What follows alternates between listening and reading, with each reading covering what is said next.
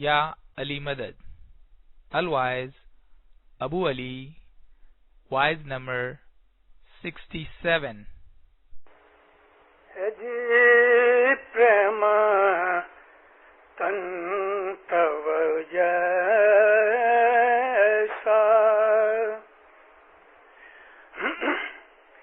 نہ دیکھا کو ہیرے بھائی صاحب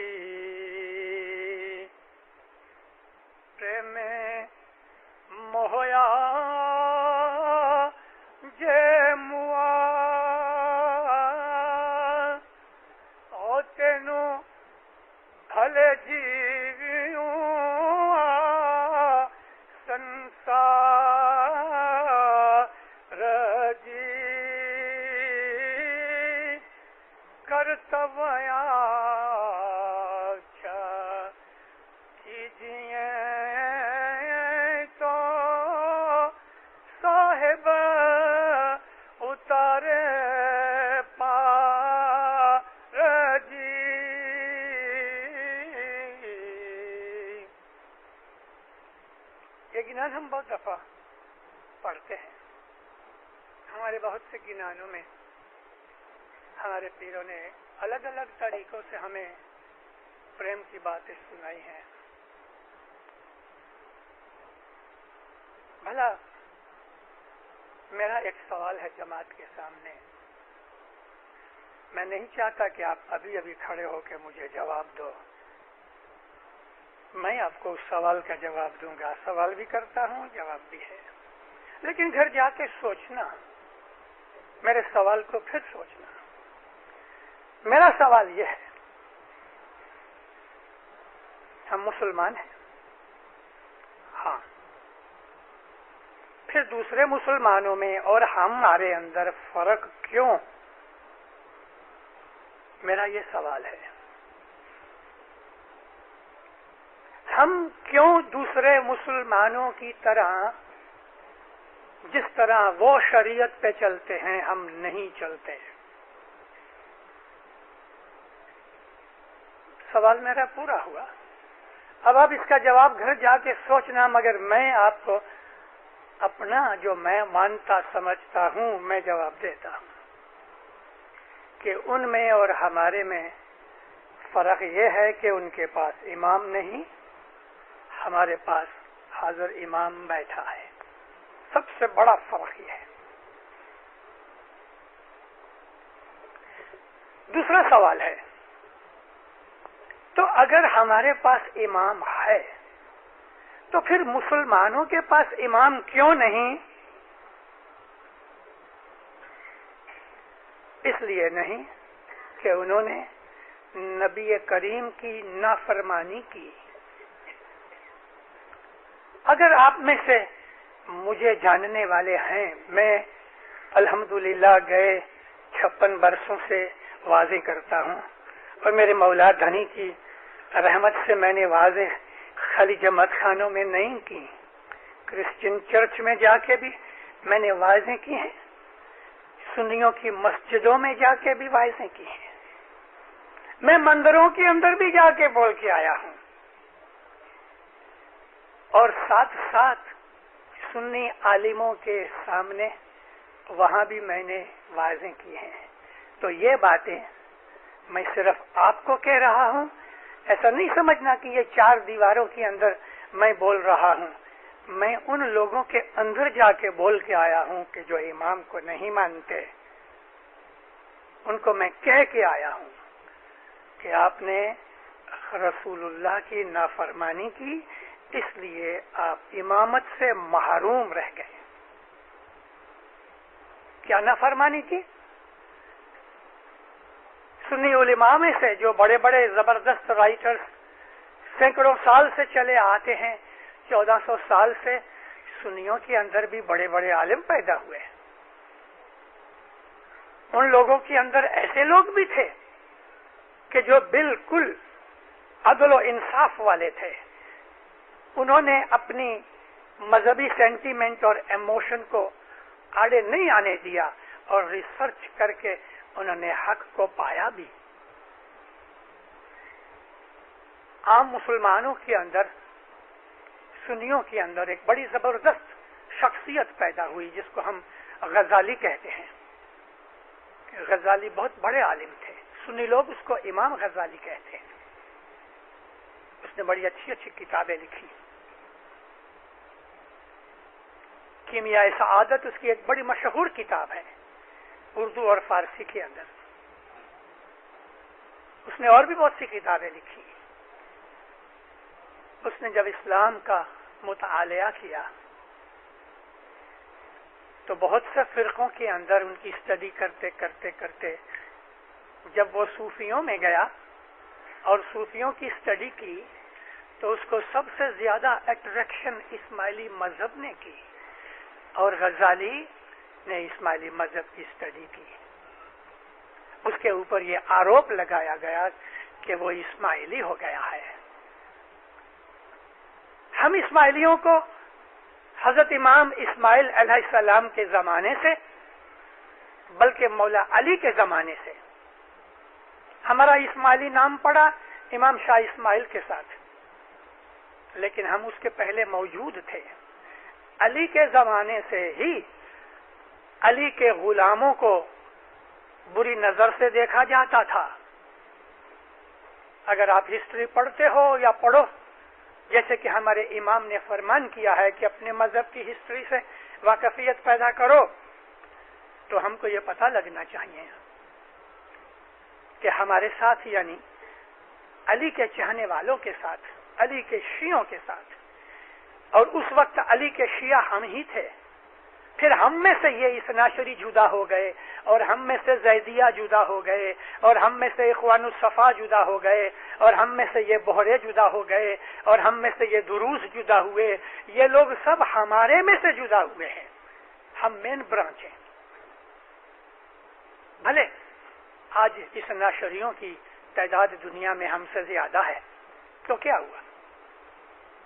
دنیا میں ایسا ہمیشہ ہوتا رہتا ہے. میں نے تو کل بھی واعظ کے اندر کہا کہ فیوچر کے اندر اسماعیلی جماعت گھٹ جائے گی، ہمارے میں سے بہت سے لوگ نکل جائیں گے. یہ کوئی نئی بات نہیں، ہر زمانے کے اندر ہوتا آیا ہے. اسماعیلی مذہب میں سے قطر بیونت ہوتی رہتی ہے، سڑے ہوئے پتے نکلتے رہتے ہیں، اور ہم کاٹتے رہتے ہیں ان کو، وہ خود ہی نکل جاتے ہیں.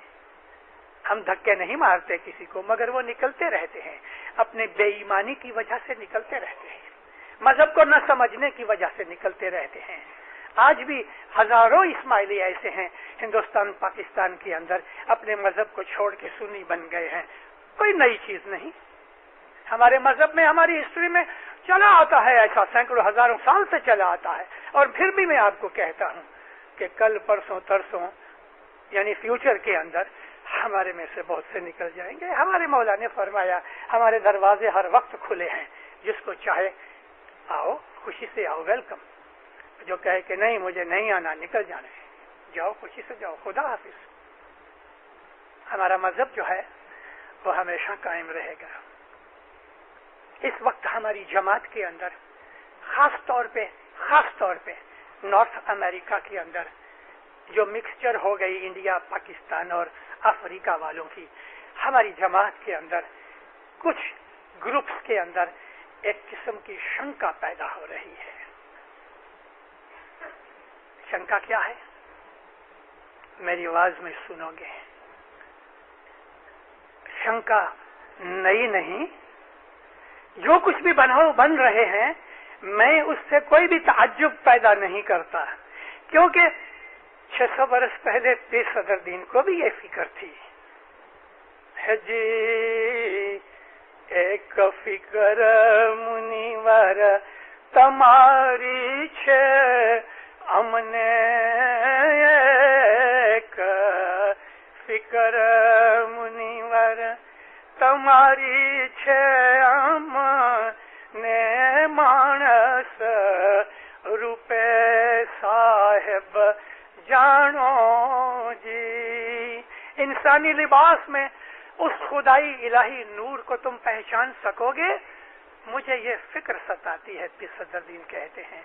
पीर सदरुद्दीन के बाप दादाओं में से वो सबसे बड़ा जद अमजद के जिसको हम रसूल मोहम्मद सल्लल्लाहु अलैहि कहते हैं और हम उसका कलमा पढ़ते हैं, उस रसूल पाक को भी यही फिक्र थी कि जो पीर सदरुद्दीन को थी। रसूलुल्लाह को फिक्र थी, हाँ।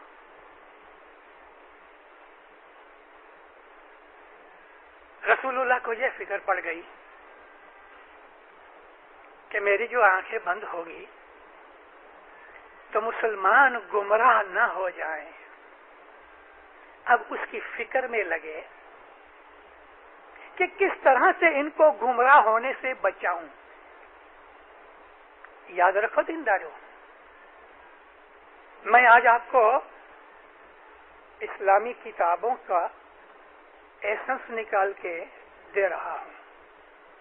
एक जूसर मशीन है मेरे पास, उसके अंदर मैंने सारी किताबें डाल दी हैं और अब मैं जूस निकाल रहा हूं और वो जूस मैं आपको पिलाना चाहता हूं। अल्लाह ताला फरमाता है, ऐ मोहम्मद, तुम इन अरबों की कमजोरियों से अपना दिल नाराज न करो। अल्लाह कहता है, नबी को दिलासा दे रहा है, क्योंकि नबी को फिक्र होती थी। कहो इन अरबों को, नाम अरबों का है, इन अरबों को कहो कि तुमने तो सिर्फ इस्लाम को कबूल किया है, लेकिन ईमान तुम्हारे दिलों में अभी तक नहीं गया। तुम्हारे दिलों में अभी तक ईमान नहीं पैदा हुआ, तुमने तो सिर्फ इस्लाम को कबूल किया। इस आयत को याद रख के मैं थोड़ा सा और पीछे आपको ले जाऊं। नबी करीम ने बहुत सी लड़ाइयां लड़ी मुशरिकों और काफिरों के साथ। उनके अंदर सरदार कौन था? मुसलमानों के, इस्लाम के दुश्मनों के जो लश्कर थे, उनका सरदार कौन था? अबू सुफियान। अबू सुफियान मुआविया का बाप, बनी उमैया का सरदार जो था, वो सबसे बड़ा दुश्मन था नबी करीम का और बनी हाशम का। और ये दुश्मनी अबू सुफियान के दादा से चली आती थी। एक तरफ अबू सुफियान का बाप, एक तरफ अली और मोहम्मद के बाप, एक तरफ अबू सुफियान का दादा और दूसरी तरफ अली मोहम्मद का दादा। एक तरफ अबू सुफियान का परदादा, दूसरी तरफ अली मोहम्मद का परदादा। बनी हाशम का ये सिलसिला चला आता था। 4 पीढ़ियों से ये दुश्मनी चली आती थी, लेकिन जब नबी ने अपनी नबूवत का ऐलान किया तो ये जल उठे, बनी उमैया जल उठे। सबसे बड़ी दुश्मनी इन्हीं की थी। अबू सुफियान रिश्ते में होते थे, इन सबका परदादा एक ही था, एक ही नस्ल में से थे, बनी कुरैश थे। और कुरैश के और भी बहुत से कबीले थे। हजरत उमर भी कुरैशी थे, हजरत अबू बकर भी कुरैशी थे, हजरत उस्मान उमवी थे, वो उमैया की नस्ल में से थे। तो सबसे बड़ा दुश्मन जो था वो अबू सुफियान था। और अबू सुफियान ने नबी को बड़ा तंग किया। अरबों की खसलत आज भी है कि वो दुश्मन जब करते हैं तो वो दुश्मनी छोड़ते नहीं जब तक के बदला ना ले ले। और जब वो बदला लेते हैं तो जिससे बदला लेते हैं ना, वो अपने दिल में गांठ बांध लेता है और फिर वो दुश्मनी लेता है। फिर जब वो दुश्मनी लेता है तो फिर ये दुश्मनी लेता है। ये सिलसिला 200 बरस तक नस्ल बाद नस्ल चलता रहा। लेकिन अली की तलवार के सामने सबकी गर्दनें झुक गई, और अगर अकड़ी रही तो अली की तलवार ने गर्दन उड़ा दी। या तो गर्दनें काट डाली या गर्दनें झुक गईं। जो कट गई थी वो तो खत्म हो गए, जिनकी गर्दनें झुक गईं, गर्दनें झुक गईं, दिल नहीं झुके। 7वीं हिजरी सन के अंदर नबी अकरम जब लश्कर लेके मदीने से मक्का के नजदीक पहुंचे, 10,000 मुसलमान साथ थे। रस्ते में नबी करीम फरमाते हैं کہ ہم حج کرنے جاتے ہیں. حج کا بہانہ تھا, اس میں بہت بڑے مقصد سے. میں بڑی ڈیٹیلز میں جاؤں گا تو مجھے 3-4 گھنٹے نکل جائیں گے. میں آپ کا زیادہ ٹائم نہیں لوں گا. کوشش کروں گا میں 1.5 گھنٹے کے اندر اپنی آواز بند کروں. آخر حج نہ ہو سکا اور ان مشرکوں کے ساتھ صلح کر کے نبی واپس چلے آئے. بہت سے مسلمانوں کے دل میں شک پیدا ہو گئے. خود حضرت عمر جیسے آدمی جو دوسرے خلیفہ ہیں اور مسلمانوں کے اندر یعنی عام سنیوں کے اندر یہاں تک کہا جاتا ہے کہ نبی محمد کے بعد اگر نبوت ملنے والی کسی کو ہوتی تو حضرت عمر کو نبی بناتے. یہاں تک اس کو درجہ دیا جاتا ہے. یہ حضرت عمر خود ہی کہتے ہیں. اور لکھنے والا کون؟ شبلی نعمانی, جو حضرت عمر کا شاگرد ہے اور حضرت عمر کو بہت اعلیٰ درجے کا مانتا ہے. بڑا عالم تھا شبلی نعمانی. الفاروق اس نے کتاب لکھی 2 جلدوں میں عمر کے اوپر. وہ کہتا ہے کہ خود حضرت عمر کہنے لگے کہ اس وقت جب مشرکوں کے ساتھ مکہ کے مشرکوں کے ساتھ نبی نے صلح نامہ لکھا, ایگریمنٹ آف پیس لکھا, تو میرے دل میں آپ کی نبوت میں شک پیدا ہوا. حالت دیکھو کیا ہے نبی کے جیون کی. چلو دوسرے برس مکہ فتح ہو گیا. جب مکہ فتح ہو گیا تو یہ جو بنی امیہ تھے, ابو سفیان اور اس کے گھر والے, حضرت عباس جو تھے, انہوں نے مجبور کر کے اس کی گردن جھکا دی. نبی کے پاس لے کے آیا اور کہا مسلمان ہو جا نہیں تو مارا جائے گا. اور یہ ابو سفیان بھی نبی کے پاس آ کے کلمہ پڑھا اور مسلمان ہو گیا. تو بنی امیہ جو دشمن اسلام تھے وہ اسلام کے اندر آ گئے. جب بنی امیہ کا زور ٹوٹ گیا تو ہزاروں قبیلے کے جو لوگ تھے ان کے سردار جب مسلمان ہو گئے تو وہ بھی مسلمان ہو گئے. تو اس کی طرف اشارہ کیا اللہ نے کہ محمد ان عربوں کو کہو تم نے محض اسلام کو قبول کیا ہے, ایمان تمہارے دلوں میں ابھی تک داخل نہیں ہوا. ایمان کیا ہے بھلا؟ انہوں نے لا الہ الا اللہ محمد رسول اللہ کا کلمہ تو پڑھ لیا ہے, تو اب ایمان کیا چیز ہے کہ جو اللہ کہتا ہے ابھی تک تمہارے دل میں ایمان پیدا نہیں ہوا؟ کون سی چیز ہے ایمان کی؟ اللہ کو مان لیا, محمد کو مان لیا, پھر بھی خدا کہتا ہے کہ ابھی تک تمہارے دلوں میں ایمان پیدا نہیں ہوا. تو اس ایمان کو ڈھونڈنا چاہیے کہ جس کے لیے خدا کہتا ہے کہ ایمان پیدا نہیں ہوا. کلمہ پڑھنے کے بعد بھی خدا کہتا ہے کہ ابھی تک ایمان پیدا نہیں ہوا. تو یہ چیزیں ظاہر کرتی ہیں کہ محض کلمہ پڑھ لینے سے, لا الہ الا اللہ محمد رسول اللہ زبان سے کہہ دینے سے مسلمان تو ہو جاتا ہے, لیکن مومن نہیں بنتا. مسلمان ہونے کے بعد بھی مومن بننا کوئی دوسری چیز ہے, ایمان کچھ اور چیز ہے. ایمان کیا ہے بھلا؟ اللہ فرماتا ہے, میں جان بوجھ کے آپ کو عربی کی آیتیں نہیں بول رہا کیونکہ فضول ہے نا, میں تو ترجمہ بعد میں بھی کرنے والا ہوں. اے محمد, جب تک کہ یہ لوگ تجھے اپنی جان کا مالک, اپنا حاکم تسلیم نہیں کرے, جب تک کہ یہ لوگ ہر معاملے میں تیرا حکم نہیں مانے, تب تک ان کا ایمان کامل نہیں. مطلب رسول اللہ کی تابعداری, رسول اللہ کی فرمان برداری, رسول اللہ کی ہر بات کو قبول کرنا, اسی کا نام ایمان ہے. اطیع اللہ و اطیع الرسول جو ہم پڑھتے ہیں, ایسی ہی ایک اور آیت ہے, اور وہ صرف یہ ہے کہ اللہ کی تابعداری کرو, رسول کی تابعداری کرو. یہی صراط المستقیم ہے. یعنی ساری چیز لے دے کے رسول اللہ کے اوپر آئی کہ جو محمد کہے وہی سب حق اور آخری چیز ہے.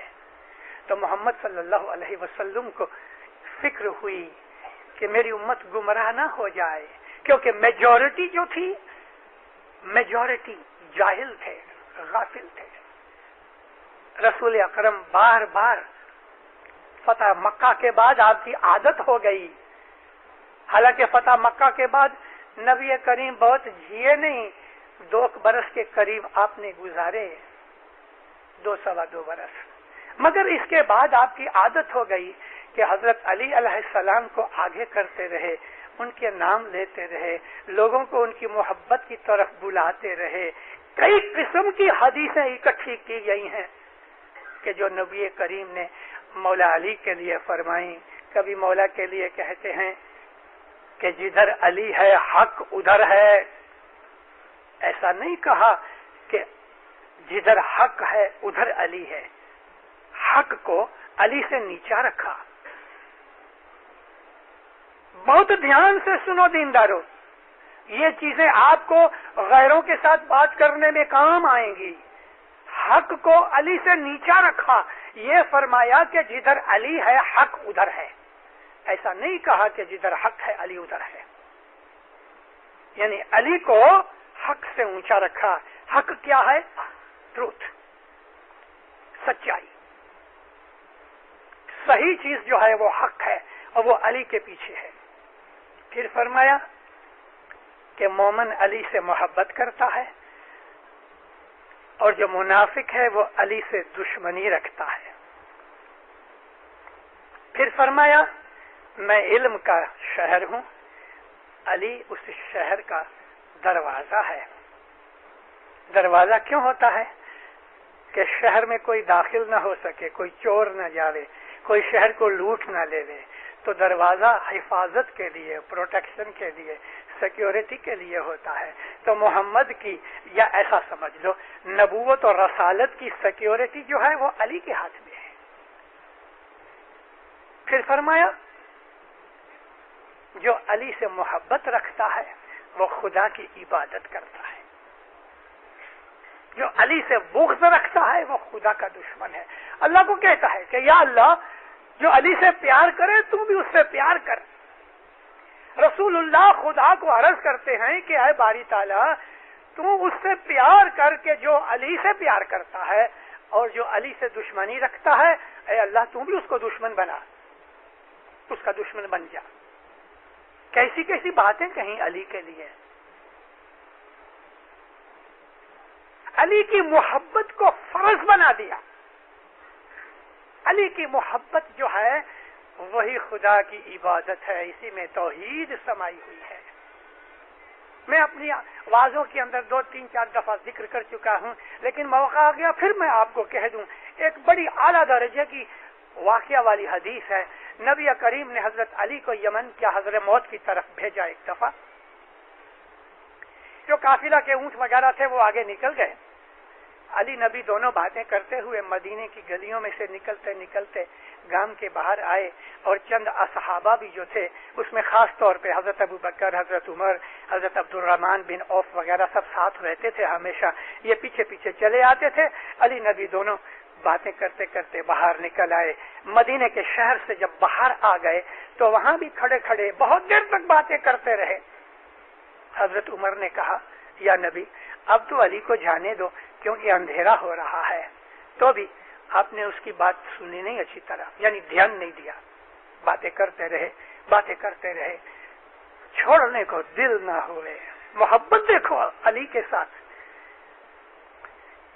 آخر جب اندھیرا نزدیک آنے لگا گلے لگایا، ایک دوسرے کو کس کیا، کہا یا علی خدا حافظ جاؤ. مولا علی اونٹ پہ بیٹھے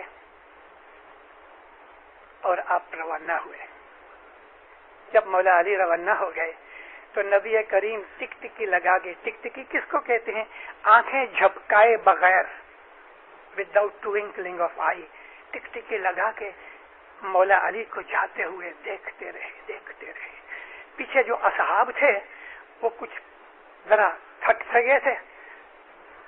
حضرت عمر کہتے یا نبی ابھی واپس چلو. علی چلے گئے، آپ نے پھر بھی اس کی بات سنی نہیں.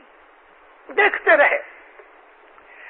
علی کا اونٹ چلتا رہا چلتا رہا، چھوٹا ہوتا رہا چھوٹا ہوتا رہا چھوٹا ہوتا رہا.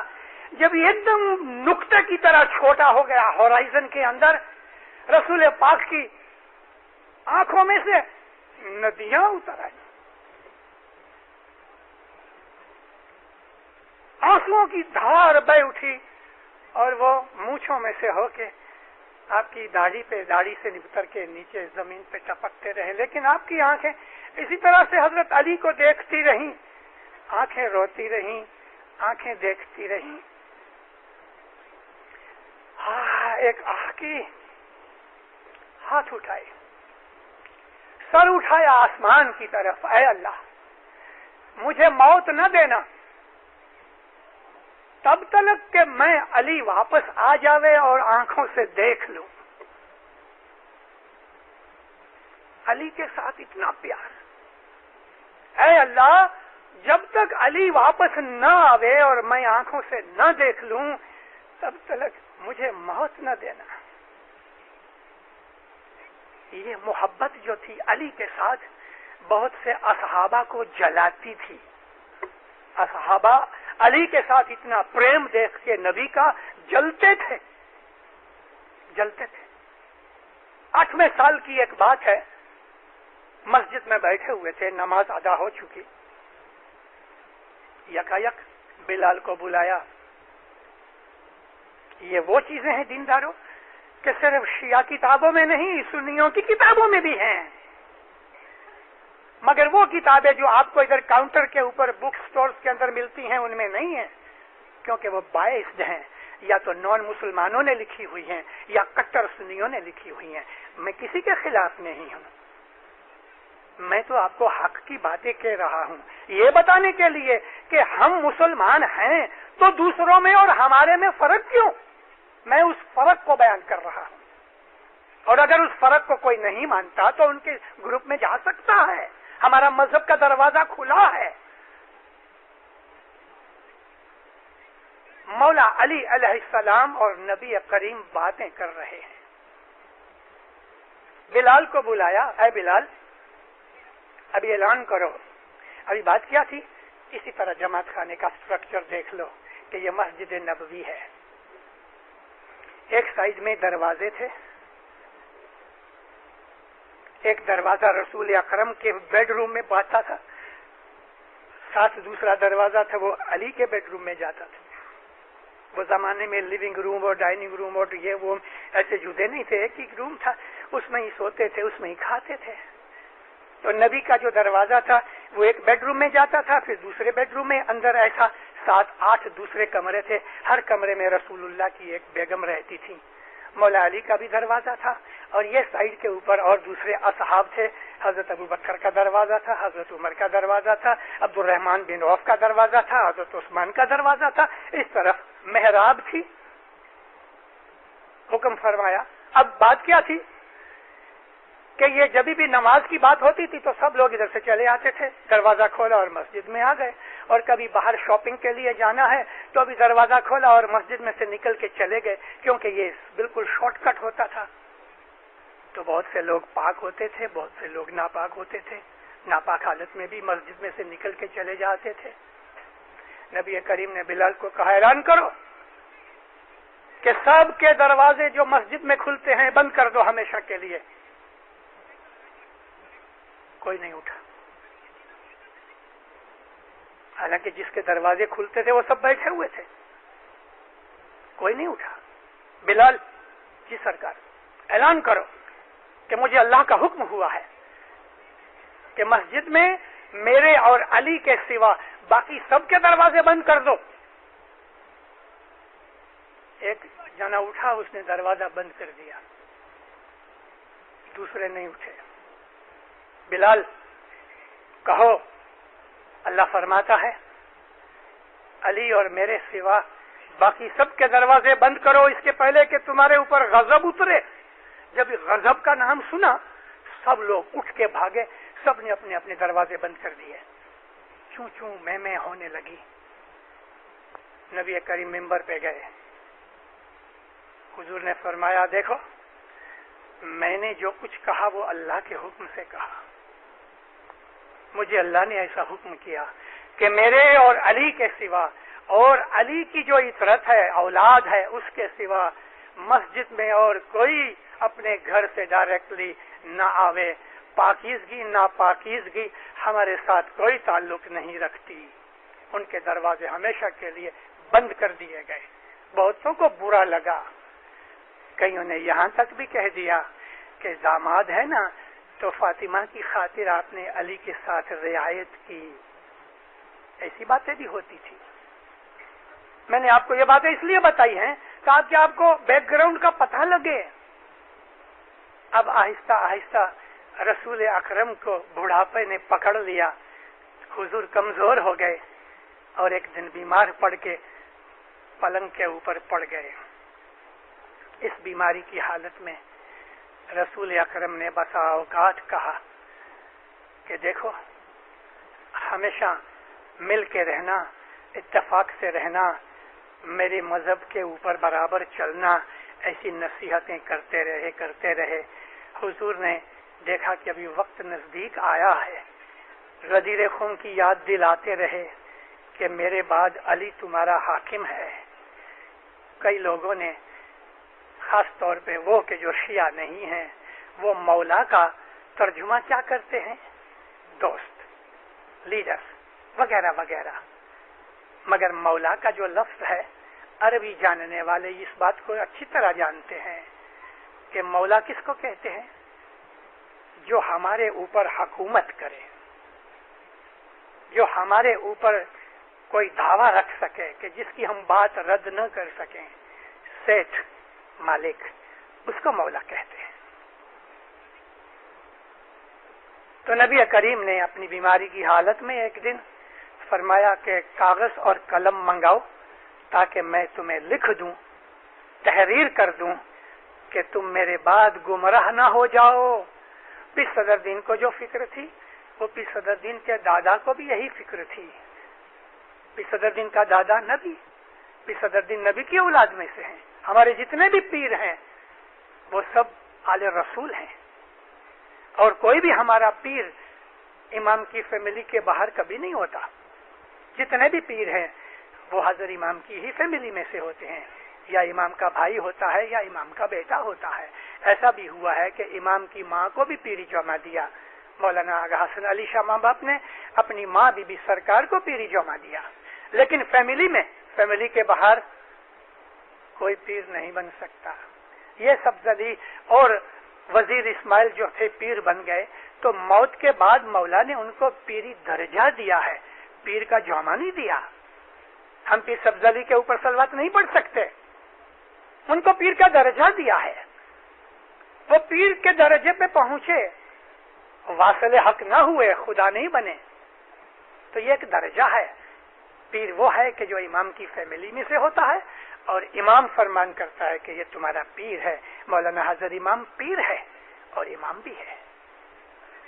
तो कई लोग हमारी जमात में ऐसे हैं कि जिन्होंने पीर के दर्जे को घटा के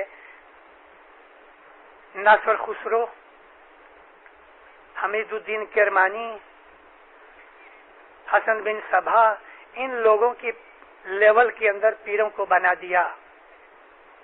नासर खुसरो पहले इसनाशरी था, फिर इस्माइली बना। हसन बिन सबा पहले इसनाशरी था, फिर इस्माइली बना।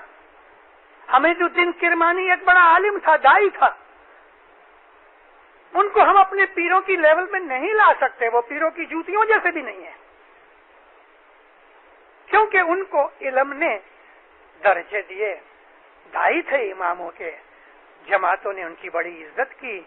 मौलाना इमाम सुल्तान मोहम्मद शाह सल्लल्लाहु अलैहि ने जब 1893 के अंदर 2 आदमियों को मिशनरी का लक़ब देके और हुक्म फरमाया कि अभी तुम इनको जमातों के अंदर भेजो, एक तो जमाल मुखी थे, जमाल मेघजी, और दूसरा लद्दा भाई विश्राम थे।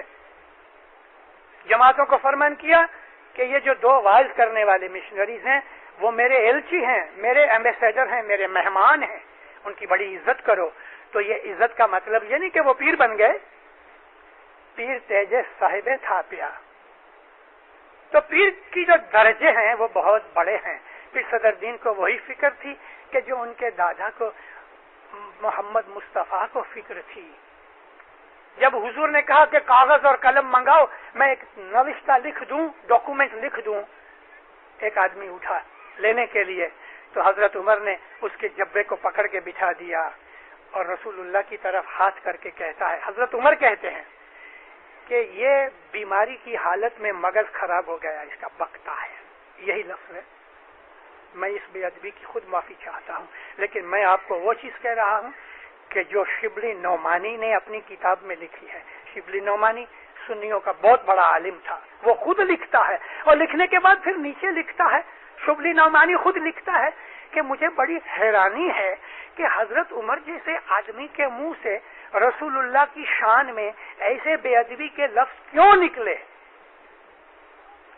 شبلی نعمانی نے لکھ دیا اور پھر نیچے اپنا وہ بیان کر رہا ہے کہ میں بڑا حیران ہوں کہ حضرت عمر جیسے آدمی نے رسول اللہ کی شان میں ایسے بے ادبی کے الفاظ کیوں کہے. الفاروق اس کتاب کا نام ہے.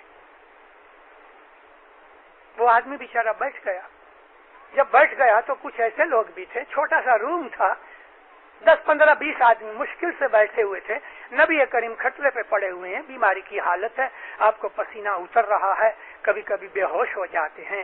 جب حضرت عمر نے اس طرح پکڑ کے اس کو بٹھا دیا کہ یہ آدمی تو بیماری کے اندر حجر کی حالت میں بکتا, یعنی جب بخار دماغ میں چل جاتا ہے اور آدمی کا دماغ بالکل غلط ہو جاتا ہے نا, تو اس کو کہتے ہیں الحجر. کہتے ہیں ہم کو کتاب اللہ, بس حسبنا کتاب اللہ, ہم کو یہ اللہ کی کتاب کافی ہے. میں تیرے کو کیا پتا لگا کہ نبی کیا لکھوانے والے ہیں؟ میں حضرت عمر کو سوال کرتا ہوں کہ آپ کو کیسے پتا لگا کہ نبی کیا لکھوانے والے ہیں؟ آپ نے کہہ دیا کہ ہم کو کتاب یہ اللہ کی بس ہے. ان کے دل میں تھا, اس کو بٹھانے کا ایک ہی مقصد تھا کہ حضرت علی کی جو محبت ہے نا, اس کی وجہ سے رسول اللہ اور کچھ نہیں لکھیں گے, یہی کہیں گے کہ علی کی تابعداری کرو. اور حضرت عمر جان گئے. اور پھر حضرت عمر, یہی شبلی نعمانی رپورٹ کرتے ہیں, میں سنی ہی کی رپورٹ کر رہا ہوں, کسی شیعہ کی لکھی ہوئی نہیں. شبلی نعمانی خود کہتے ہیں کہ حضرت عمر بعد میں جب خلیفہ بن گئے تو کہا کرتے تھے کہ رسول اللہ کی نیت تھی علی کو خلیفہ بنانے کی, لیکن میں آپ کی نیت کو توڑ گیا, اس کے لیے میں نے رسول اللہ کو بنانے نہ دیا کہ وہ علی کی خلافت کا لکھے. خود قبول ہو گیا. دیکھو کتنی اچھی ڈاکومنٹ آ گئی ہمارے ہاتھ میں. تو یہ ڈفرنس جب پڑ گیا, رسول اللہ علی کی خلافت اور امامت دونوں کی تلقین کرتے کرتے گزر گئے. امیڈیٹلی جنازہ چھوڑ کے حضرت ابوبکر, حضرت عمر خلیفہ بنانے کے لیے چلے گئے. اپنے داماد کا جنازہ اٹینڈ نہیں کیا, دفن کریا اٹینڈ نہیں کی, اور خلیفہ بنانے میں لگ گئے. علی کا حق چھین لیا. یہ جگہ بنی تفاوت کی. میجورٹی ان لوگوں کے ساتھ تھی. کیوں میجورٹی تھی؟ ان پڑھ جاہل لوگ تھے میجورٹی والے. لڑائیوں کا سلسلہ شروع کر کے غنیمت کا مال بانٹنے لگے, سب اس طرف چلے گئے. رومی جیسے آدمی نے, رومی تو شیعہ نہیں تھا, شمس تبریز کا مرید بعد میں بنا. رومی نے لکھا ہے کیوں صحابہ حب دنیا داشتند. اگر کوئی فارسی جاننے والا ہے تو اس کو مزہ آئے گا. کہتے ہیں کیوں صحابہ حب دنیا داشتند مصطفیٰ را بے کفن بگذاشتند. کیونکہ جو صحابہ تھے رسول کے اصحاب, ان کے دل کے اندر دنیا کی محبت تھی, اس لیے رسول اللہ کو کفن دیے بغیر چھوڑ دیا. اس سے زیادہ اور کون سی ڈاکومنٹ ہو سکتی ہے؟ تھوڑے سے آدمی تھے جو علی کو چاہنے والے تھے, تھوڑے سے آدمی تھے جو علی سے پریم کرنے والے تھے, تھوڑے سے آدمی تھے جو علی کی پہچان کرنے والے تھے. اور یاد رکھو دنیا کے اندر ہیرے تھوڑے ہوتے ہیں, پتھر تو بے حساب ہوتے ہیں. لاکھوں ٹن پتھر میں سے تھوڑے تھوڑے ہیرے نکلتے ہیں. ہیرے ہمیشہ تھوڑے ہوتے ہیں. ہمارے 200 رتل بدن کے اندر دماغ کتنا جو ہمارا کانشس عقل والا دماغ ہے, جس کو ہم اپر برین کہتے ہیں, 8 ساڑھے 8 اونس, 150-200 رتل کے بدن میں 8 اونس, 8.5 اونس, ہاف رتل جتنا, ہاف پاؤنڈ جتنا برین ہوتا ہے جو سارے بدن کو کنٹرول کرتا ہے. میجورٹی کی کوئی بات نہیں ہوتی, یہاں تو کوالٹی کی بات ہے. اسماعیلی مذہب جو ہے وہ نور پرستی کا مذہب ہے. اسماعیلی مذہب کا جو پایا اور فاؤنڈیشن ہے وہ محبت کے اوپر رچی ہوئی ہے. محبت, امام کی محبت. آج جیسا میں نے عرض کی کہ ہماری جماعت کے اندر ایک اس قسم کا گروپ پیدا ہو رہا ہے جو کبھی کہتے ہیں کہ امام ہمارے جیسا ایک آدمی ہے, کبھی کہتے ہیں امام محض ایک لیڈر ہے, کبھی کہتے ہیں یہ نور وغیرہ کی کوئی بات نہیں. اس قسم کی ہماری मजहब के अंदर, हमारी जमात के अंदर आज गए 10-1 बरस से ये बातें चालू हो रही हैं। मैं एक मिशनरी के तौर पे मैंने सारी जिंदगी आप लोगों के कदमों में गुजारी है, जमात की खिदमत में मैंने गुजारी है। मेरी जिंदगी का एक मकसद यही है कि जो कुछ भी सही इल्म है मैं जमात तक पहुंचाऊं। मानना न मानना वो मेरा काम नहीं। रसूलुल्लाह को फरमाया, ऐ नबी तेरा काम सिर्फ ये है कि तू अपना पैगाम दे दे, इनको डराओ और इनको खुशखबरी दो। डराने से मतलब क्या है कि अगर बुरे काम करोगे, गुनाह करोगे तो दोज़ख में जाओगे, अल्लाह का गज़ब उतरेगा, और अगर अच्छाइयाँ करोगे तो खुदा तुम्हें राहतें और नेमतें और जन्नत अता करेगा। नबियों की वारसदार उलिमा होते हैं। मेरा काम भी यही है कि मैं मजहब सिखा दूं सही तौर पे, लेकिन कम बख्ती ये है कि बाज वाज करने वालों के अंदर से ऐसे पैदा हुए हैं कि जो इमाम की इमामत को कत्ल कर रहे हैं कि इमाम तो हमारे जैसा एक इंसान है। गए महीने मैं डलास गया, वाज खत्म होने के बाद मुखी साहब ने कहा, मिशनरी साहब कुछ लोगों के सवाल जाए। अच्छा, मैंने कहा खुशी से। हम लोग बैठे और वहां मुझको कहा गया कि भाई लंदन से एक स्कॉलर आया था इंस्टीट्यूट में से, और उसने इधर आके लोगों को कहा ये इमाम के अंदर नूर वगैरह की कोई बात नहीं, वो हमारा एक लीडर है, तुम्हारे जैसा मेरे जैसा एक आदमी है। जमात बड़ी घबराई, गर्म हो गई, कुछ लोग गुस्से हो गए। मुझे कहने लगे, मुझे तो नाम भी दिया, लेकिन मुझे कहने लगे मिशनरी साहब आप क्या कहते हैं। मैंने कहा देखो तुम्हारे बाप दादा को इस्माइली मजहब में लाया कौन। तो जो आदमी मुझसे सवाल कर रहा था मोमिन शख्स था, बड़ा गुस्से में था। मैंने कहा मुझे ये बताओ कि तुम्हारे बाप दादा को, कि हम सब के बाप दादा को इस्माइली मजहब में लाया कौन। मौलवी फतेह अली लाया कि पीर सदरुद्दीन लाया, मौलवी इनायत अली लाया कि पीर हसन कबीरुद्दीन लाया। तुमको इस्माइली मजहब में लाया कौन। तुम्हारे बाप दादाओं को इस्माइली मजहब बताया किसने। हमारे पीरों ने, पीर सदरुद्दीन ने, पीर हसन कबीरुद्दीन ने, पीर ताजुद्दीन ने, पीर नसीरुद्दीन ने, पीर साहिबुद्दीन ने, पीर शमसुद्दीन ने, पीर सलामुद्दीन ने, पीर सदगुर नूर ने, ऐसे हमारे बहुत से पीर और उन पीरों की औलाद, उन्होंने हमारे बाप दादाओं को इस्माइली मजहब दिखाया। हमारे में और उनमें गैरों में फर्क यही है कि हमारे बहुत से पीर और उन पीरों की औलाद, उन्होंने हमारे बाप दादाओं को इस्माइली मजहब दिखाया। हमारे में और उनमें गैरों में फर्क यही है कि हमारे मजहब का जो पाया है, हमारे मजहब की फाउंडेशन है, हमारे दिल के अंदर जो ईमान की जो चीज है वो हजरत इमाम की मोहब्बत है, और ये चीज रसूल पाक की उस फरमान के मुताबिक है कि जो कहते हैं कि अली से मोहब्बत करो, अली से मोहब्बत करो, ये खुदा की इबादत है। 1300 बरस के बाद रसूलुल्लाह के इस ऐलान से कि अली से मोहब्बत करो ये इबादत है, उसके 1300 बरस के बाद हिंदुस्तान के अंदर दिल्ली में एक फकीर नुमा शायर पैदा हुआ। फकीर नुमा ये कि बेचारे के पास पैसा नहीं था, बहुत दफा भूखा रहता था। हिंदुस्तान पाकिस्तान के लोग उसको बहुत जानते हैं। उसका नाम था गालिब, मिर्जा गालिब। गालिब कहता है, गालिब का ये लफ्ज सुनो कि 1300 बरस के बाद रसूलुल्लाह की हदीस के ऊपर वो अमल कर रहा है। नबी कहते हैं कि अली की मोहब्बत खुदा की इबादत है। गालिब नदी में दोस्त से आती है बुए दोस्त।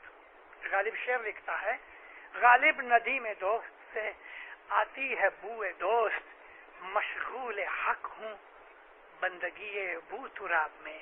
अली की बंदगी करता हूँ तो मुझे हक मिलता है, मशगूल हक हूँ। रसूलुल्लाह की वो हदीस, एक तो ये कि अली की मोहब्बत खुदा की इबादत है, दूसरा ये कि अली जिधर है हक उधर है। तो देखो गालिब कैसा इशारा करता है, मशगूल हक हूँ, मैं हक के साथ बिजी हूँ अली की बंदगी करके। यानी गालिब अली की बंदगी करता था। اس کا یہ جو شعر ہے کتاب میں ملتا ہے.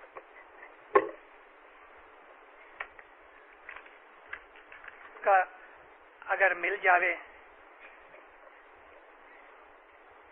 دیوان تو اس کے اندر آپ کو یہ چیز ملتی ہے. تو میرا کہنے کا مقصد یہ تھا کہ ہمارے اسماعیلی مذہب کا جو پایا ہے وہ محبت پہ ہے. علی کے زمانے سے لے کے ہماری یہ جو کلاس ہے یہ باتونیاں ہیں. ہم کو باتونیاں کہا گیا. ہم نے ہمیشہ علی کے پیچھے چلنے کے لیے قسم کھائی اور ہم نے اپنی اولادوں کو اپنی آنکھ کے سامنے مرتے ہوئے دیکھا. ہم نے اپنے گھروں کو جلتے ہوئے دیکھا. ہم نے اپنی ساری زندگیاں لٹا دی, مال و دولت لٹا دیے, گھوڑے اونٹ اتار دیے, بکریوں کے ریوڑ جلا دیے, مارے ڈالے گئے, ہمارے کھیت برباد کر دیے, ہمارے مکان توڑ کے ہل چلا دیے گئے, ہم کو پھانسی پہ چڑھا دیا گیا. ہم اسماعیلیوں کو اس طرح سے تکلیفیں دی گئیں. لیکن اسماعیلی کبھی پیچھے نہیں, شیعہ نے علی کبھی پیچھے نہ ہوئے. دیکھو دیندارو, ہمارے اسماعیلی مذہب کا پایا حضرت امام کی تابعداری ہے. حضرت امام کا حکم مانو. اگر حضرت امام کہے کہ شام کے وقت جماعت خانے میں ڈھول بجایا کرو تو دیندارو شام کے وقت ہم ڈھول بجائیں گے, ہم دعا نہیں پڑھیں گے, کیونکہ ہمارا جو مذہب ہے وہ امام زمان کی تابعداری کا نام ہے. جو حکم حضرت امام کرے وہ حکم مانو. وہ حکم ہماری سمجھ میں نہیں بھی آتا تو بھی مانو. مولانا حضرت امام نے ادھر آ کے 1978 کے اندر آ کے یہاں کینیڈا میں فرمان کیا کہ دیکھو یہ وہ ملک ہے کہ جہاں تم کو کوئی ایسی تکلیف نہیں پڑے گی تمہارے باپ دادا کی پرنالی کا ٹریڈیشن کے اوپر چلنے کے لیے, تمہارے باپ دادا کے مذہب کے اوپر چلنے کے لیے. یہاں تم کو کوئی تکلیف نہیں پڑے گی, کیونکہ یہ ملک جو ہے وہ اس بات کو ویلکم کرتا ہے کہ تم اپنا کلچر اور اپنی ٹریڈیشن ادھر لے کے آؤ. ماں باپ فرماتے ہیں تمہارے باپ دادا ہندوستان سے جب افریقہ میں گئے اس وقت بھی جو تمہاری ٹریڈیشنز اور وغیرہ تھی ان کے اوپر چلنے کے لیے یہاں تمہیں کوئی تکلیف نہیں, اور ہمیں انشاءاللہ یہاں کوئی تکلیف نہیں پڑے گی. مگر میں نے آپ کو بولا ہمیں اپنے مذہب کی جو حقیقت ہے وہ بڑی کٹھن ہے.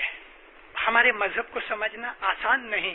700 برس سے کھوجے بنے ہوئے ہیں, ہم بھی ابھی تک اپنے مذہب کو اچھی طرح نہیں سمجھ سکے تو ہم غیروں کو کیا سمجھا سکیں گے. تو ہمارا مذہب جو ہے نا اس کی یہ بڑی کڑوی لیکن طاقت والی دوا, پل یا وٹامن کی ٹیبلٹ کہو تو وہ یہ ہے کہ حضرت امام سے پیار کرو, حضرت امام کا حکم مانو. اس میں سب کچھ آ گیا. رسول اکرم حجرے میں بیٹھے تھے, بازو کے روم کے اندر حضرت انس بن مالک بیٹھے تھے. یہ حضرت انس بن مالک جو ہیں میں یہ بھی ذکر اپنی وعظوں میں کر چکا ہوں لیکن پھر بھی کئیوں نے نہیں سنا ہوگا. حضرت انس بن مالک جو تھے وہ رسول اللہ کے پاس 10 برس رہے, سیکریٹری کے طور پہ کام کرتے رہے. انس بن مالک سے بڑی حدیثیں ہمارے سنی بھائی روایت کرتے ہیں. بخاری اور مسلم کے اندر انس بن مالک کی بے حساب حدیثیں ہیں. حضرت انس بن مالک نماز پڑھ رہے تھے بازو کے روم میں, اور اس روم کے اندر رسول اکرم بیٹھے تھے. آپ کو کوئی کام کی ضرورت پڑی, آواز دی اے انس. اب انس نماز پڑھتا تھا نا, جواب نہ دیا. حضور نے دوسری دفعہ ذرا زور سے آواز لگائی اے انس, تو بھی انس نے آواز سنی مگر چونکہ نماز پڑھتا تھا جواب نہ دیا. تیسری دفعہ حضور نے زور سے آواز لگائی اے ابن مالک, اے مالک کے بیٹے, تو بھی جواب نہیں دیا. نبی کریم اٹھے, اٹھ کے جو ایسا جھانک کے دیکھا تو وہ اس وقت نماز جلدی جلدی سے ختم کی اور سلام پھیر رہا تھا. تو آپ نے اسی حالت میں اس سے پوچھا اے انس جواب کیوں نہیں دیتے؟ تو جلدی سے ایسا کر کے کہتے یا نبی میں نماز پڑھتا تھا. کس نے کہا تجھے نماز پڑھنے کے لیے؟ کہتے آپ نے کہا.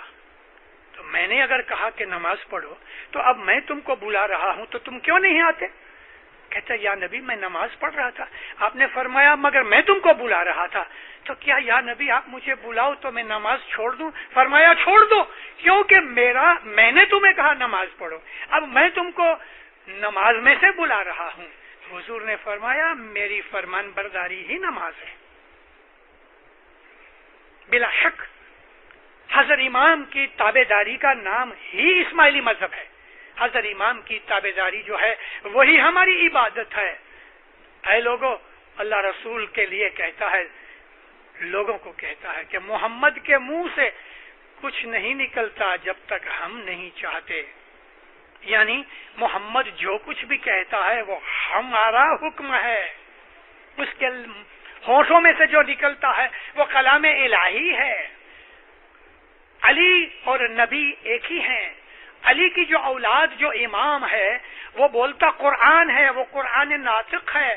آپ شیعہ لٹریچر پڑھو تاکہ آپ کو پتہ لگ سکے کہ امام کا درجہ کیا ہے۔ علی نے دعویٰ کیا ہے کہ میں قرآن ناطق ہوں۔ ہمارا امام اور قرآن یہ کبھی جدا نہیں ہوتے۔ قرآن علی نبی کے گھر میں اترا، حضرت ابو بکر کے گھر میں قرآن نہیں اترا، حضرت عمر کے گھر میں قرآن نہیں اترا، حضرت عثمان کے گھر میں قرآن نہیں اترا، حضرت عبد الرحمن بن ابن ملجم کے گھر میں نہیں اترا کہ جس نے علی کو مار ڈالا، اور اس کو بھی میں نے حضرت جان بوجھ کے کہہ دیا ہے، کیونکہ حضرت کیا ہے؟ بڑے لوگوں کو ہم حضرت کہہ دیتے ہیں۔ ہمارے بھائی تو معاویہ کو بھی حضرت کہتے ہیں، اور یزید کو بھی حضرت لکھتے ہیں کہ جس نے رسول اللہ کی بچوں کو بکرے کی طرح شہید کر دیا۔ تو دین جو ہے وہ اور چیز ہے، دین اور چیز ہے، منہ سے کہہ دینا وہ اور چیز ہے۔ دین پہ عمل کرنا آسان نہیں۔ ہمارے مذہب کے اندر، شیعوں کے اندر، اسماعیلیوں کے اندر خصوصاً طور پہ ہمارے لوگوں نے، ہماری جماعتوں نے اپنے اماموں کے لیے بڑی بڑی قربانیاں کی۔ میں آپ کو ایک واقعہ بیان کرتا ہوں۔ کراچی میں امام سلطان محمد شاہ پیدا ہوئے۔ مولانا حسن علی شاہ ماباب کی امامت کا زمانہ تھا۔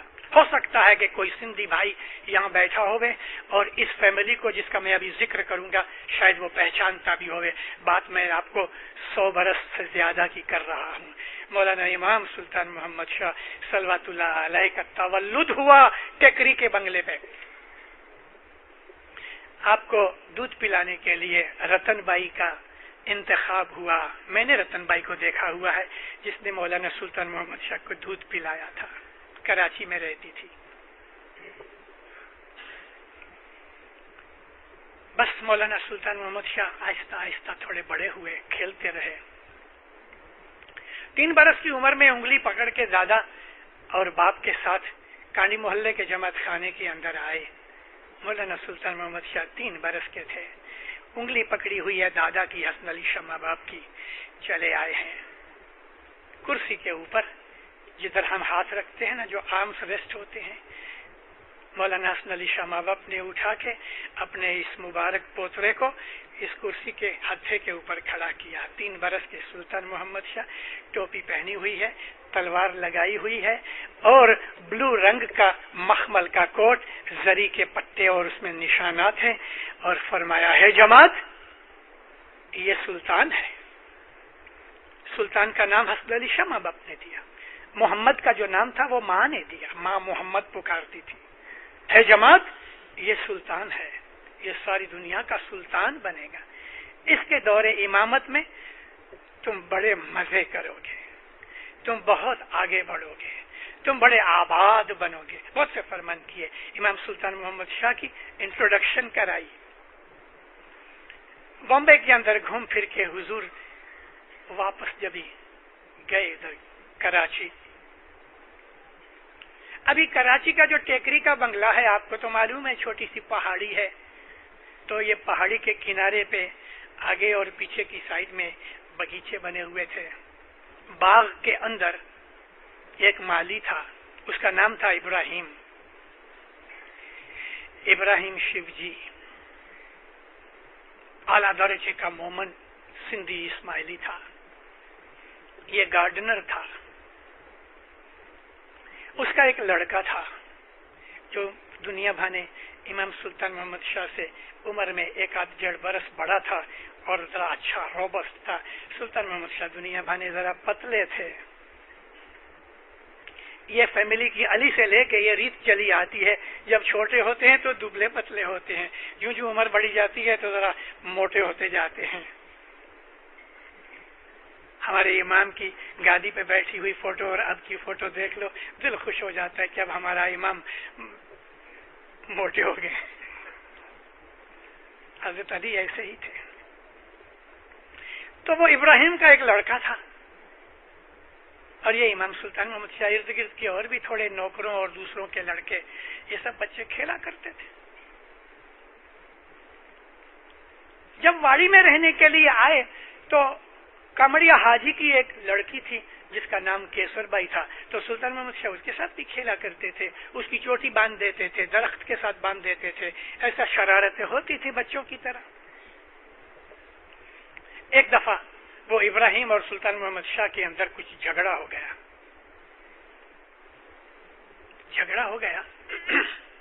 اور یہ ابراہیم درانتی سے گھاس کاٹ رہا ہے. جھگڑا ہوا. وہ لڑکا ذرا زوردار تھا، مکہ بازی بھی ہوئی. اس نے سلطان محمد شاہ کو زمین پہ پچھاڑا اور چھاتی کے اوپر ایسا ہاتھ کر کے بیٹھ گیا. سلطان محمد شاہ نے شور مچایا. اب سب سے نزدیک کون تھا؟ یہ ابراہیم، اس لڑکے کا باپ. اس نے جو دیکھا بھاگا. جب بھاگ کے آیا، نزدیک پہنچا تو دیکھا کہ اسی کا خود کا لڑکا امام سلطان محمد شاہ کی چھاتی کے اوپر بیٹھا ہوا ہے اور گردن پکڑی ہوئی ہے. اس کی آنکھوں میں خون اتر آیا. امام کی محبت کی دیکھو ایک جلا، آپ کو ایک کرن دکھاتا ہوں کہ اسماعیلیوں نے اپنے اماموں کے لیے کیا کیا ہے. وہ لوگ جو امامت کو نہیں جانتے ان کو کبھی بھی پتہ نہیں لگے گا کہ امامت کیا ہے. امامت الہی نور ہے. مومن شخص تھا، دسوندی تھا، عابد تھا. جب اس نے دیکھا کہ اس کی اولاد حضرت امام کی اولاد کے سینے پہ بیٹھی ہے، اس نے اپنے لڑکے کو پیچھے سے پکڑ کے قمیض سے اٹھایا، زمین پہ لٹایا اور ہاتھ میں جو درانتی تھی نا گھاس کاٹنے کی، گردن پہ پھیرا ڈالی. اپنے ہاتھ سے اپنے لڑکے کو قتل کر ڈالا. اب وہ شور بکور جو ہوا تھا تو اوپر سے حسن علی شاہ ماں باپ اس وقت وارا تھا، جمع تھا. علی شاہ ماں باپ اوپر تھے. علی شاہ ماں باپ نے جب دیکھا اور اس نے اوپر دیکھا، پوچھا اپنے ابراہیم کیا بات ہے؟ گردن جھکا لی. مولا پوچھتے ہیں کیا بات ہے؟ کہتے مولا میرے کو معاف کر دو. کیا بات کیا ہے؟ خداوند میرے کو معاف کر دو، لیکن تم بات تو بولو. یا مولا میری اولاد نے تیری اولاد کی بے ادبی کی، یعنی میرا لڑکا تیرے لڑکے کے سینے کے اوپر بیٹھ گیا، یہ بے ادبی. مولا مجھ کو معاف کر دو کہ میرے نطفے سے ایسی اولاد پیدا ہوئی کہ جو تیری اولاد سے دشمنی کرے. مولا مجھے معاف کر دو، مگر دیکھ تو نے اس کو مار ڈالا. حضور نے تالی بجائی، دوسرے نوکر آئے، پولیس کو بلایا گیا، لے گئے اس کو. خیر اس نے ساری حقیقت بیان کر دی. وہ زمانہ اور قسم کا تھا، برٹش کا راج تھا. اس کو تھوڑی سی سزا ہوئی مگر چھوڑ دیا. اس نے اپنی لڑکے کو، اپنے اولاد کو امام کی گھر کی بے ادبی کرنے کے لیے خود ہی قتل کر ڈالا. یہ ہے اسماعیلیوں کا خون، یہ ایمان. اب آپ میں سے جو بڑی عمر کے کچھ لوگ بیٹھے ہیں، میں یادی دلاؤں امام سلطان محمد شاہ کی اونٹ کے اوپر بیٹھی ہوئی ایک فوٹو ہے. ابراہیم شیو جی کے اولاد میں سے تیسری پیڑھی کے اوپر اس کا پوترا یا پڑ پوترا. اس کو ایک دن سلطان محمد شاہ فرماتے ہیں مجھے لے کے چلو، اونٹ کے اوپر شکار کرنے جائیں گے. بھلے سرکار. تو وہ آگے اونٹ کے اوپر بیٹھا ہوا ہے اور امام سلطان محمد شاہ بندوق لے کے اس کے اونٹ کے پیچھے بیٹھے ہوئے ہیں. کبھی کسی نے دیکھی ہوئے؟ شکر الحمدللہ میرے پاس یہ فوٹو ہے. مولا دنیا بھانے جوان تھے، اونٹ پہ چلے جاتے ہیں. امام سلطان محمد شاہ اس کو کہتے ہیں یہ اس کی نسل ہے کہ جس کے باپ نے اپنے ہاتھ سے اپنے بیٹے کو قتل کر دیا امام کے گھر کی بے ادبی کرنے کے لیے، کہ ایسی اولاد بھی نہ چاہیے. آج بھی اس کی اولاد پاکستان کے اندر الحمدللہ ہے اور بڑے مومن ہیں. مولا کہتے ہیں اس کا نام بھی ابراہیم تھا کہ ایک دن چھوٹی عمر کے اندر علی اور معاویہ ساتھ کھیلتے تھے. اسلام ظاہر ہونے سے پہلے کی بات ہے، اور معاویہ اور علی شکار کرنے کے لیے نکلے. وہ زمانے کے اندر بندوقیں تو نہیں تھی، تیر ہوتے تھے، نیزے ہوتے تھے. معاویہ اونٹ چلاتا تھا، علی پیچھے بیٹھے تھے. مولا علی معاویہ کو کہتے ہیں معاویہ تیرے سے بو آتی ہے. معاویہ چھپ رہا. آدمی کام کاج کرے تو بو آتی ہے، پسینہ نکلتا ہے. تھوڑے ٹائم کے بعد پھر ایک دفعہ ایسا شکار کا موقع ہوا تو اس نے معاویہ کو وہ بات یاد رہی. وہ زمانے کے اندر پانی کچھ آسان نہیں تھا، لیکن پھر بھی معاویہ نے غسل وغیرہ کیا، اچھے کپڑے پہن کے آیا. رستے میں چلتے چلتے علی نے فرمایا معاویہ تیرے سے بو آتی ہے. بڑا پریشان ہوا. تیسرا موقع بھی ایسا آیا اور اچھی طرح سے صاف پاک ہو کے آیا تھا، پھر بھی جب مولا نے کہا تیرے سے بو آتی ہے، اونٹ کھڑا کر کے نیچے اتر کہتا ہے علی کیا کہنا چاہتے ہو؟ میں نہا دھو کے صاف کپڑے پہن کے آیا ہوں، تیرے سے مجھے بو آتی، لیکن تم کہنا کیا چاہتے ہو؟ مولا فرماتے ہیں معاویہ تو شادی کرے گا، میں شادی کروں گا. تیرا ایک بیٹا ہوگا، میرا ایک بیٹا ہوگا. تیرا بیٹا میرے بیٹے کو شہید کرے گا، اس لیے مجھے تیرے لہو سے بو آتی ہے. وہ زمانہ بچپن کا زمانہ تھا، دوستی تھی. معاویہ نے کہہ دیا کہ میں ساری زندگی شادی نہیں کروں گا. تو کیا علی کے منہ سے نکلا ہوا لفظ واپس آتا ہے؟ اور وہی ہوا. اس نے شادی کی، اس نے شادی کی. اس کا ایک بیٹا یزید حرامزادہ پیدا ہوا، اور ادھر حضرت امام حسین علیہ السلام کو. یہ حرامزادے کا لفظ مولانا سلطان محمد شاہ نے کہا ہے، اس لیے میں کہہ رہا ہوں. اس نے پلید نے امام حسین کو بکرے کی طرح کاٹ دیا. اب ہم انہی کو حضرت بھی کہتے ہیں اور خلیفہ بھی مانتے ہیں، اور پھر دعاؤں میں کہتے ہیں کہ جتنے بھی خدا کے رسول کے خلیفہ خلفۂ صحابہ اجمعین ان کے اوپر ہم صلوات پڑھتے ہیں. ہمارا مذہب اور ہے. ہم کسی سے دشمنی نہیں رکھتے، مگر اپنا گھر جلا کے دوسرے کے گھر کو آباد ہم نہیں کرتے. ہم اپنا گھر جلاتے بھی ہیں تو اپنے ہی گھر کو آباد کرنے کے لیے جلاتے ہیں، اور اگر ہم قربانیاں دیتے ہیں تو اپنے مذہب کی فاؤنڈیشن کو مضبوط کرنے کے لیے دیتے ہیں. ہم اپنا ایمان نہیں بدل سکتے. اگر ایمان ہے تو کبھی نہیں بدلے گا. وہ لوگ کو جو یہ جاننا چاہتے ہیں کہ امام ہماری طرح کا ایک معمولی انسان ہے، ان کا کام اسماعیلی مذہب میں نہیں ہے. اسماعیلی مذہب ان کا ہے کہ جو امام کو اللہ رسول کا جانشین مانتے ہیں، اللہ کا نور مانتے ہیں، اس کے فرمان کو اپنی عبادت سمجھتے ہیں، اس کی تابعداری کو اپنا دین مانتے ہیں.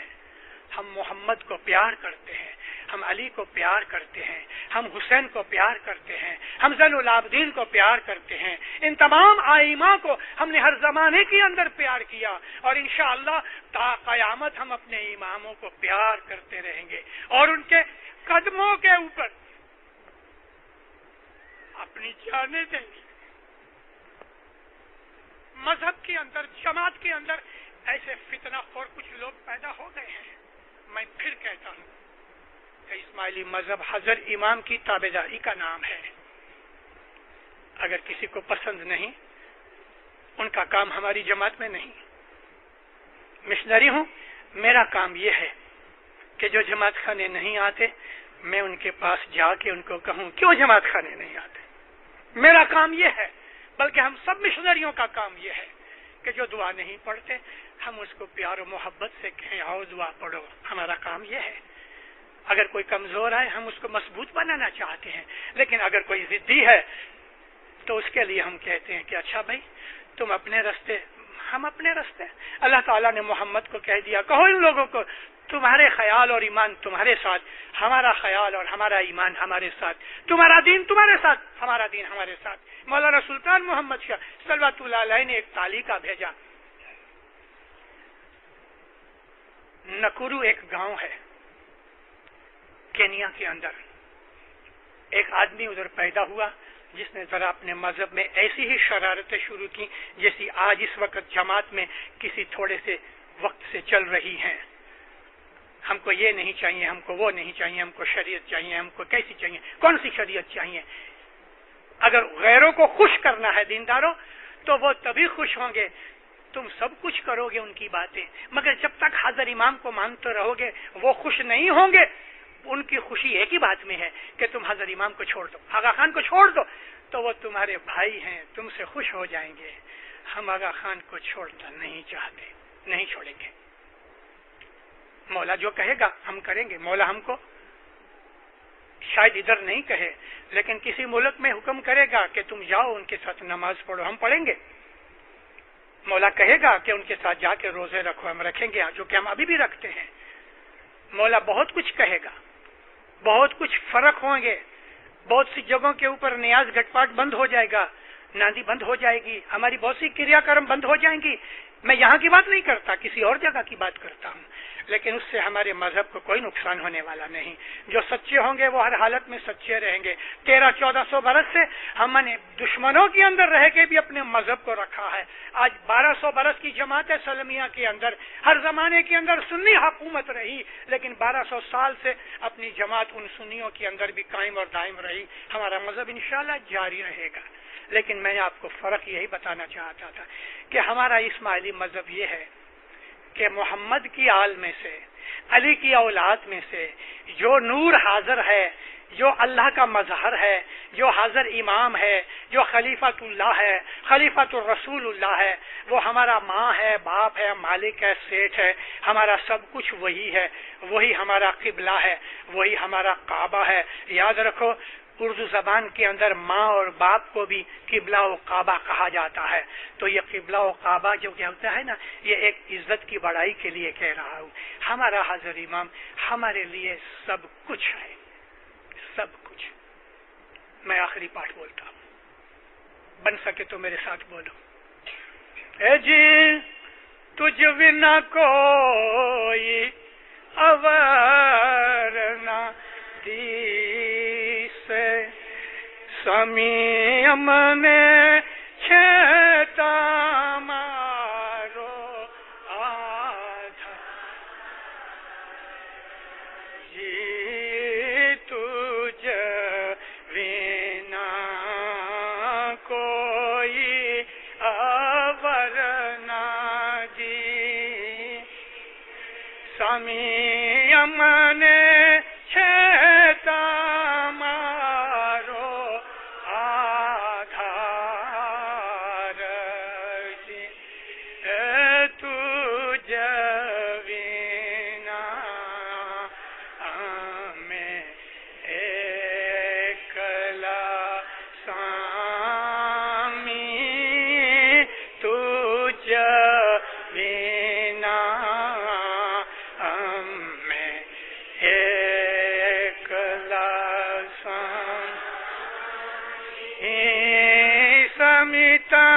میں تھا جو رکھ وار جی. مولانا حضرت امام وہ خداوند پاک کی نورانی ذات دین و دنیا میں آپ کے اوپر راضی ہوئے، دین و دنیا میں آپ کو اپنے چھتر چھایا میں رکھے، آپ کا ایمان ہر ہمیشہ مضبوط کرے، آپ کا ایمان بڑھاتا رہے، اپنا فرمان بردار مومن بنائے، دستمند و سکریت میں پورا رکھے، جملے جماعتوں کنبوں کے اندر اتفاق و محبت دے. مولا آپ کا ایمان کسی بھی حالت میں کمزور نہ ہونے دے. آپ کی جان مال میں برکت دے، آل و اولاد میں برکت دے، روزی کمانی میں برکت دے، آپ کی تندرستی زیادہ کرے، آپ کو کبھی کسی کا محتاج نہ کرے، آپ کی دعا بندگی قبول کرے، آپ کی دعاؤں کو منظوری دے، مولا تمام دکھوں کو دفع دور کرے، مولا آپ کے دلوں کو اپنے نور سے بھر دے، مولا آپ کو اپنی حقیقت اور معرفت دے، ظاہر و باطن دیدار نصیب کرے۔ ہائے زندہ